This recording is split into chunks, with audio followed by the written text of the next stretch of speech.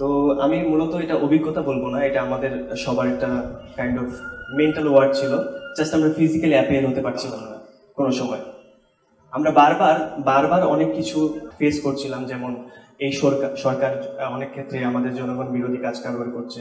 আমরা অনেকে অনেকে হয়তো ব্লগ লিখছি, অ্যারেস্ট হচ্ছি, বারবার বিভিন্ন ধরনের কথাবার্তা বলার চেষ্টা করছি, কিন্তু আমাদের কথাবার্তা বারবার এই সরকার আটকে দিচ্ছে। তো আমাদের সবার সংঘবদ্ধ হওয়ার জন্য একটা খুবই কজ দরকার ছিল, একটা রিজন দরকার ছিল, যেটা আমরা জনগণটা পাচ্ছিলাম না।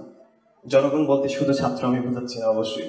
তো সেই জায়গা থেকে যখন এই ধরনের একটা ছাত্র বিরোধী একটা স্ট্যান্ড নিল একটা সরকার, এটা তখন আমি বলতে পারি সব দেশের সকল ছাত্র গোষ্ঠীকে, সব ছাত্রছাত্রীকে সংঘবদ্ধ করার মূল একটা হাতিয়ার ছিল। যে একটা সরকার কতটুকু জনগণ বিরোধী হতে বলে সম্পূর্ণভাবে ছাত্রদের উপর হামলা করে, ছাত্রদের বাক স্বাধীনতার উপর কথা বলে।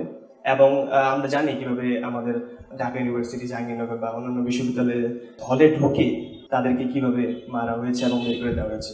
আর মূলত যখন এটা এই জায়গায় চলে গেছে, তখন আমরা আমাদের ইউনিভার্সিটির শিক্ষার্থীরা, আমি যেহেতু আমি আমার বিশ্ববিদ্যালয়কে রিপ্রেজেন্ট করে কথা বলছি, আমরা সবার প্রথম আমি যেটা করি সেটা হচ্ছে আমরা সবাই একসাথে সংঘবদ্ধ হয়ে প্রদীপ প্রজ্বলন যে অনুষ্ঠানে 17 জুলাই রাত্রেবেলা আমরা সবাই সংঘবদ্ধ হই। এই প্রথম আমরা শুরু থেকেই সংঘবদ্ধ ছিলাম, কিন্তু শুরুতে এত নাম্বার অফ স্টুডেন্টস আমরা একসাথে হয়েছি এবং সবাই একসাথে হয়ে আমরা একমত হতে পেরেছি যে আমরা আসলে একটা আন্দোলনে আমরা যেতে চাই এবং আমরা অবশ্যই এটা সরকার বিরোধী। এবং সেই ক্ষেত্রে আমাদেরকে বিভিন্ন সময় বিভিন্ন ট্যাগ দেওয়া হয়। আমরা সবাই সাথে জানি আমাদেরকে জঙ্গি বলা হয়, আমাদেরকে দেশদ্রোহী বলা হয়, আমাদেরকে মাঝে মাঝে বলা হয় যে আমরা হয়তো এই দেশের ভালো চাই না, যেটা আসলে বাক স্বাধীন হওয়াটা কি কখনো ভালো না চাওয়ার ব্যাপার? এটা তো কখনো মনে হয়নি, তাই না? তো সেই জায়গা থেকে হ্যাঁ, আমি সশরীরে 18 জুলাই, আমি বলতেছি না যে আমি নিজে আমার উদ্যোগে কোনো কিছু আমি করেছি, বাট আমি আমার অভিজ্ঞতা থেকে বলতে পারি যে আমরা সবাই সংঘবদ্ধ হয়ে 18 জুলাই একসাথে আমরা উপনীত হয়েছিলাম। আমরা আমাদের জায়গা থেকে বিএনএ সেন্টারে, সেই জায়গা থেকে আমরা দেখেছি যে যখন মানে কি পরিমাণ আহাজারি, সবাই একসাথে হওয়ার পরেও আমরা কিন্তু সংঘবদ্ধ হওয়ার পরেও কিন্তু খুব একটা ডিফারেন্স মেক করতে পারছিলাম না। আমরা শুধু যাচ্ছি, কোনো কথা বলছি, একটা করে গুলি খেয়ে চলে আসছি। ব্যাপারটা এরকম ছিল। একটার পর একটা হসপিটালে আধুনিকের সামনে আহাজারি পুরো একেবারে। আমি আমি আমি বলতে পারবো না, বোঝাতে পারবো না। আমি মনে হচ্ছে যে আমি হয়তো এমন কোনো একটা জায়গায় দাঁড়ায় আছি যেখানে মনে হচ্ছে আমি দেশের বিরুদ্ধে, এবং আমি হয়তো কোনো অপরাধ করছি, এবং একটা শাসক যে অবশ্যই ক্ষমতা চেয়ার থেকে গদি থেকে সরতে চায় না, সে পুরোনোভাবে এটাকে আমাদেরকে দমন করছে।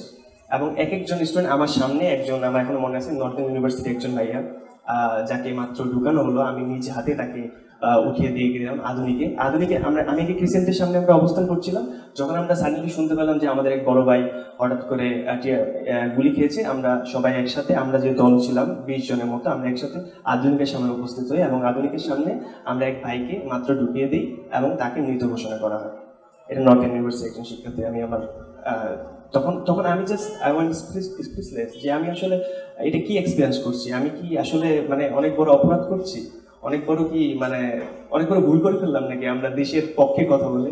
তো এরকম অভিজ্ঞতা আসলে ওভাবে শব্দে প্রকাশ করা আমি সম্ভব না। আমরা ভবিষ্যৎ বাক স্বাধীন এখন হয়েছি বলে, স্বাধীনতা আমরা উপভোগ করছি বলে আমরা আজকে হয়তো এরকম একটা অনুষ্ঠান, অভিভাবকবৃন্দ সবাই এখানে একটা অনুষ্ঠান কি বলবো সাকসেসফুলি আমরা দাঁড়িয়ে কথা বলতে পারছি। হয়তো এটা করতে পারতাম না যদি এই আন্দোলন না হতো। আমি মুক্ত চিন্তার সাথে জড়িত এবং টুকটাক লেখালেখি করি। তখন সময় আমি বেশি সময় নেব না, সরি, আমি অনেক বেশি সময় নিয়ে দিচ্ছি। আমি টুকটাক লেখালেখি করি, তো আমি সবার সামনে একটা কবিতা পাঠ করে শোনাতে যাচ্ছি এবং এটা বলে আমি শেষ করবো। আমি sorry if I am taking too much time. তেল তুল্য তেঁতুল জীবে লোলবে গা শীতল, নেক শব্দ যত উজাড় করে বাঁশি বাজে সব বোতল। স্যার জোনাক কিংবা অভিভাবক, প্রজন্মের উস্তাদ প্রায় সরম, ভেজা শরীরকে গঙ্গা স্নান বলে ঈশ্বর ভক্তি দেখায় বড়। তর্জনী নাচিয়ে সব জাতির পিতা, মাইকে মানুষ পেলেই বলো জাতা। প্রশ্ন করা হয় পাপ সমান, সাগরে পুকুর বলে হয় অপমান। এক জিজ্ঞাসায় হতে পারে শেষ, হতে পারে একান্ত কোনো সমাবেশ। লেখার বলার হবে মানুষ ঘাটতি, বলতে বলতে বলারও কি হয় বাড়তি। সিঁড়ির পোকায় ছেটানো সব শীত শব্দ কীটনাশকে, উল্টো কি তার নেশাতুর পারফিউম। অল্প কথার মানুষ বলে কম বলো, নয়তো দেখবে হয়তো কারফিউ। আগুন জ্বালিয়ে পানি ছেটানো, বলবে কে যাতে কেরোসিন, প্রশ্ন সকল লিখে গেলাম, গলা চেপেছে কালো মেশিন। ধন্যবাদ সবাইকে।